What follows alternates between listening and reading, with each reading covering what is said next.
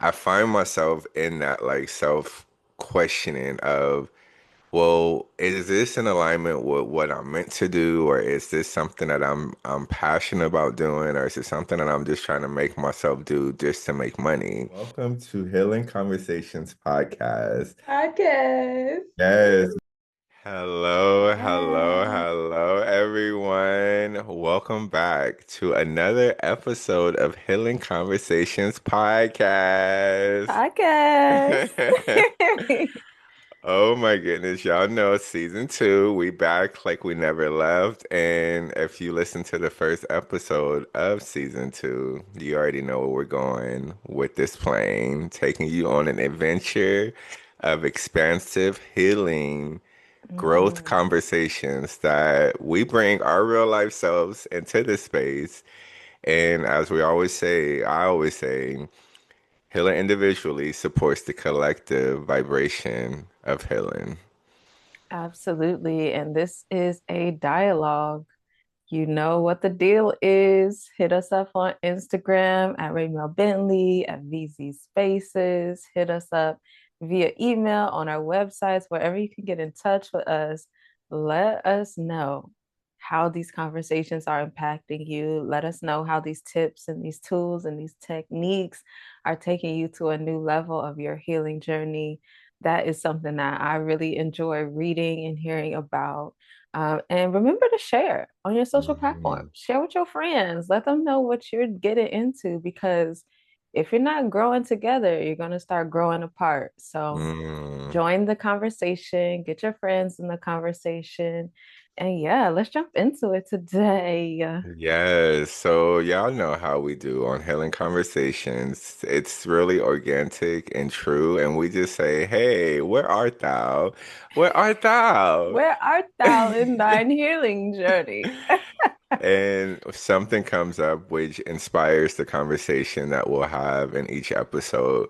So today we're going to talk about, I feel like this is going to be really supportive to us all in regards to what am I meant to do? What am I meant to do? And I think a lot of times we have that self-inquiry of like, what did I come in this world to do? What legacy am I leaving with the world? What seeds am I planting that will live beyond my time here? And a lot of times I feel like we have a tendency to search and search and search and search and search. And the universe is like, it's right here. It's right here. It's right here. It's right here. And we were like, well, maybe it's this, but let me check this to see if that is what I'm meant to do. And a lot of times it can be from a place of force, Mm. forcing ourselves to do what society feels is right to do and what they tell us we're meant to do versus what is your heart telling you to do? What is it pulling it to? And I'll share my experience with this question. I have done a plethora of many ventures of working for someone and even as an entrepreneur, creating new things and new ways to be of service. And I know when I first started this journey, I was a personal trainer, and I love to help people on their health and wellness journey because that is a big part of my life and my journey is my health and wellness. And then I got certified and I learned the body. So it was something that really lit me up. And I noticed during my sessions that I would have with clients, we did less working out and more figuring out what was going on in their life. And I realized like I actually enjoy talking to people. I enjoy holding space for people. I enjoy supporting people in ways to helping them gain clarity on different parts of their life that they're feeling stuck or unclear of. And that got me into life coaching. So I'm like, well, I might as well get certified to make it official. So in 2020, I got certified to be a life coach. And I really enjoy that part of my acts of service. I enjoy holding that space and really creating that safe space where people could talk it out, let it out, figure it out, and then take inspired action to create that change that they want to see in their lives. And being someone who is a true creator, and I'm always like trying to find the next thing to create, I find myself in that like self questioning of well, is this in alignment with what I'm meant to do, or is this something that I'm passionate about doing, or is it something that I'm just trying to make myself do just to make money? Mm, And especially in the entrepreneur world, like your services is what creates your income, and your income creates what sustains you to be able to live in this world. And there's been the ebbs and flows of just that circulation. But what I've been getting as far as the message is you have to enjoy what you do. mm, And it's possible to wake up and live a life that you enjoy living. And not that you're like trying to survive or hustle or just get by trying to do the next thing that's going to make you money. And me asking that question, what am I meant to do?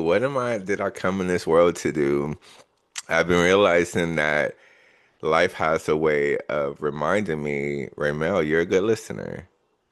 Like you truly love to listen and hear people's stories, hear people's journeys, and just hear where they are. And through that, you're able to mirror to them what they're not seeing and what they're sharing with you. mm, And one thing I do just all day, every day, and it's not even something I exchange money for a lot of times, is I love to remind people who they are. Like I literally love to remind people who they are. I don't care if I'm at a coffee shop, grocery store, if I'm out in these streets and just talking to someone, like people forget. So I'm like, do you not know who you're connected to? Do you not know what lives inside of you? Do you not know what it's like possible for you?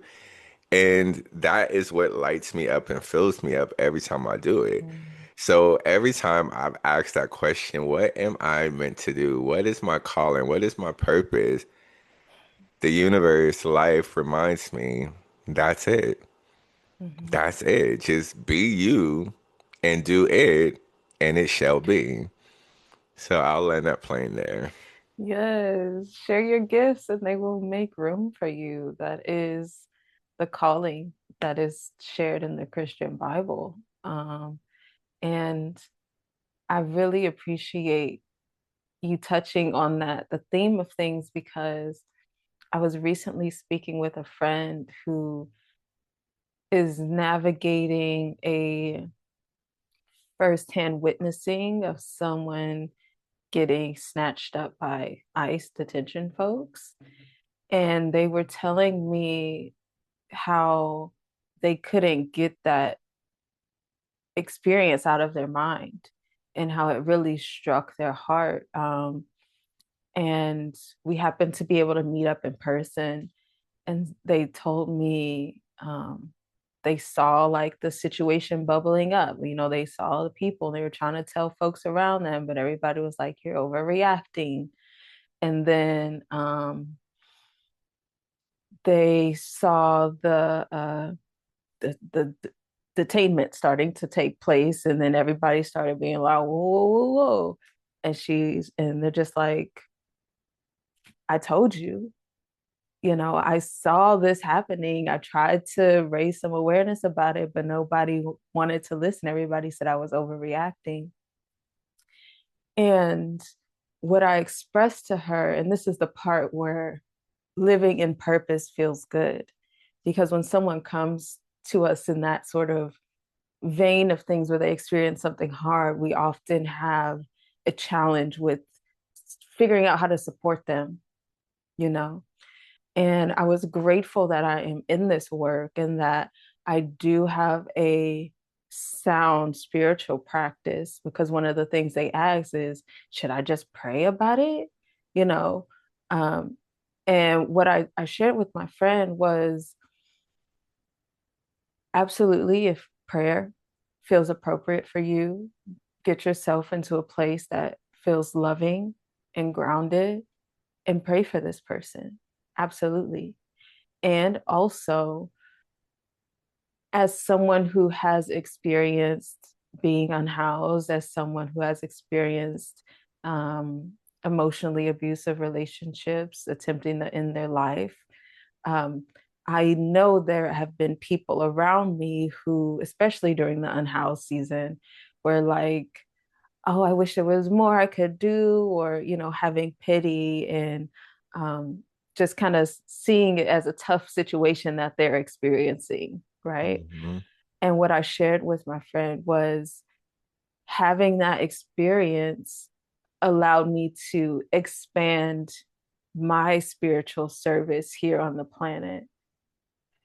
And I let them know that everything, and this is a tender thing, this is a tender way of saying this type of perspective, because I know some people might hear, oh, everything happens for a reason, but blah, blah, blah, blah, blah, and they get offended by it. But I really use my own personal experience to let them know sometimes people have challenging experiences as part of their soul contract so that Mm-hmm. they can become um, game changers, they can become advocates, they can become leaders in the world in standing on the experiences that they had.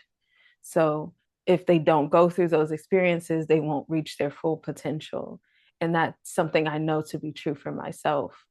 And I also reminded this person to take some time to breathe. If the memory comes up, take some time to breathe through it. Remind yourself that you're safe. Journal about it. If this is something that is lighting a fire within you, ask for guidance on what is the activation, what is the activity, what is the universe asking me to do because I have this experience in my consciousness. Um, and I really let them know you have a testimony, right? Like you saw something firsthand that a lot of people are still trying to cover their eyes on.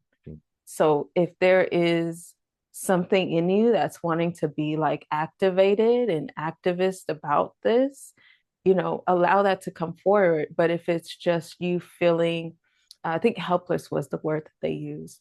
I invited them to remember that God is everywhere. God is with this person, spirit, divine, whatever your word is, um, and that your prayer is reaching them, and that you are able to impact their well-being, and that they will be okay because they are held in the heart of spirit, in the heart of God.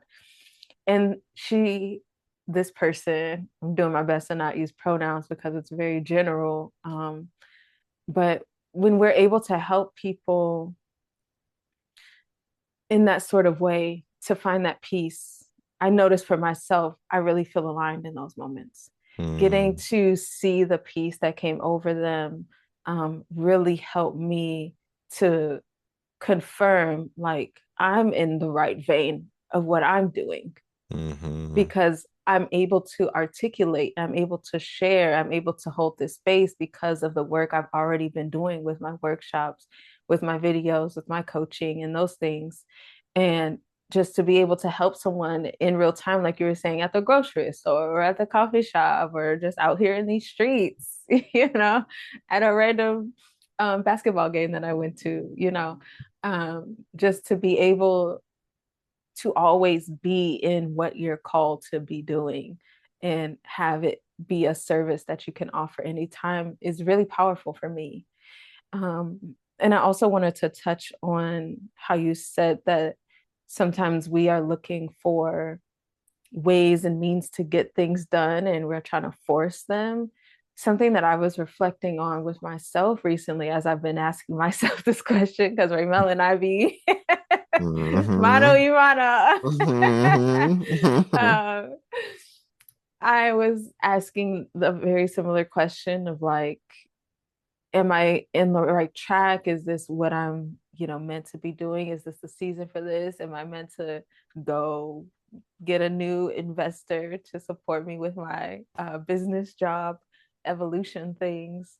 Um, and Spirit was just like, you're doing it. You're already doing it. You already got it. And I realized with myself as I was unpacking, why did I have this thought of, should I go back to another job or another investor? It's because that's my default. I don't have to force that. And that's why I wanted to bring the other side of this, because we also have to be aware of our default tendencies, because if we are not vigilant, we'll keep going through the cycles of going out, coming back in, going out, coming back in. You say, I'm not going to do that anymore. I'm going to focus on this. But then you go back to the thing you said you weren't going to do it anymore because we're not being vigilant about what our baseline paradigm is.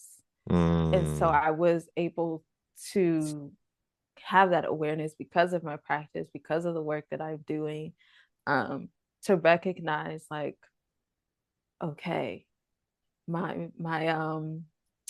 my defense mechanisms are activating. And hmm they're saying, go back to do this, go back to do this. That's the only safe way to do it. But spirit was right there with me and just like, girl, you're right here. You're right here. You have been doing so well. Like, just keep going, just keep in this vein of things, and it will make room for you. And I'll just land that mm. Oh wow. And I feel like we're gonna have like a maybe a separate episode of talking about like just the ice and that type of experience. I feel like that needs to be talked about, and it's a healing conversation that will support ourselves and others through just bringing the uncomfortable and making it comfortable through conversation. Um, but I love that you brought up the paradigm and our unconscious default. And I really want to unpack that some because I feel like that's where even when we have those questions and we may not have taken action on the thing that our heart is pulling us to and life is trying to push us to do, and why we get lost in the safety of what we're familiar doing. And it's the paradigm of the mind, but it's the emotions and feelings that are familiar in the body. there. And that's been coming through to me lately, that message of like, okay, you have a lot of mindset work that you've done, but what really you need to give attention to is those feelings in your body that keeps you familiar with hustle, with lack, with doubting and fearing and worrying and really feeling safe to trust. And I feel like I've been able to build that trust within myself throughout this journey of entrepreneur life. But those old lingering emotions, they want to come through. And a lot of times we resist them because it's unfamiliar for us to really feel them. And Mm, life has a way of like creating what we would call challenging times. And in that challenging times, that's our opportunity to honor what needs to be felt because we often shy away from admitting that we're afraid or that we're really in doubt or we truly don't know. And in that space is really where feelings want to come out. And it could be through crying. You may want to like let some tears shed. It may be through yelling because you have some frustration and anger that you're just like, why? Or it could just be a little bit of sadness that you're just like, I'm just like tired of being tired. And honoring those emotions allows yourself to release what's been stored. We have to be mindful, y'all, that throughout our life, a lot of us, I can't speak for everyone, but a lot of us weren't taught how to feel our feelings. And we've talked about this a lot in season one of like inner child and how they accumulate. But just to revisit it slightly, is that when you are told to be quiet, when you are feeling angered as a child or sad as a child, and you're not able to really express that, your subconscious, your mind tells you, oh, it's not safe to express or feel that emotion. And now your body gets used to, oh, I can't cry, I can't get mad, I can't feel this feeling, so I'll just numb it. And that numbing, often we numb it through let me be busybody and be the best employee mm, because at least that becomes a distraction and we feel like we're getting a physical reward of I'm making the money. But then a lot of times we're not really making the money that we want. We're making the money that we are used to having. And a lot of times it looks good on paper, but then once it hits that account after all the deductions and the taxes that they take out, it goes back to the feeling of just enough. This is just enough to pay the bill. This is just enough to get by. This is just enough to survive. And that's the feeling that a lot of times we're stuck in, and our body knows that. So even when we really know that it's something that we want to do and that thing that we really want to just take action on, there's this tug of war that we're having where it's like, I know I'm ready, but I'm so used to this familiar and I'm so comfortable and familiar with this feeling that I just have to just stay in my comfort. And that's where a lot of times we give up before we try. And then we'll see others who are actually doing it. And then we'll have this little envy and jealousy and, oh, it's just for them. That lucky them. They're part of the chosen few. And then when the mind starts to create all these stories of why they have it and we don't. And even that's a familiar feeling. Oh, they can have it, but I can't.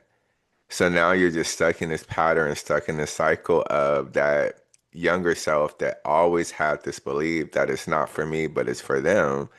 And you let opportunities pass you by because, oh, it's not for me. And as we were saying in the beginning, like life is always bringing you the answer, it's always giving you that key. But then when you're not used to knowing how it is to insert it, turn it, and open the door, you'll get stuck in just the door's closed and it's not going to be open because it's not for me. And that just becomes the cycle that we get stuck in. And just, it's so much more. Like a lot of the times we get lost in the tip of the iceberg and we think, well, this is what I have to figure out. So then we're logically trying to make things make sense. We're physically trying to take the action to change things. But underneath that water, there's a lot of emotions that just need to be processed, honored, and released. And that's where we get into the fear because we often don't have the safe spaces. So Mhm. we're just like, well, I don't want people to see me cry. I don't want people to see me mad because we've created these identities that have protected us from honoring those feelings. So those identities are now who people know us as. And Mhm. we will spend the majority of our life trying to uphold who people think we are versus being who we truly are. And we're so much more. But then it's like, but if you don't know me as this, then I may lose you. I may no longer be in alignment with you. So a lot of times we stick to that familiar feeling of this is what I know. We start to claim this is who I am. From there, this is what I do. And then we never explore outside of that. So that question of what am I meant to do? Know that that answer comes, but it's really about shifting the paradigm, but it's also about getting used to the feeling of what that version of you is. And that's through practice, it's through repetition. Y'all know we big on that in this space. Mhm. Practice, practice, practice.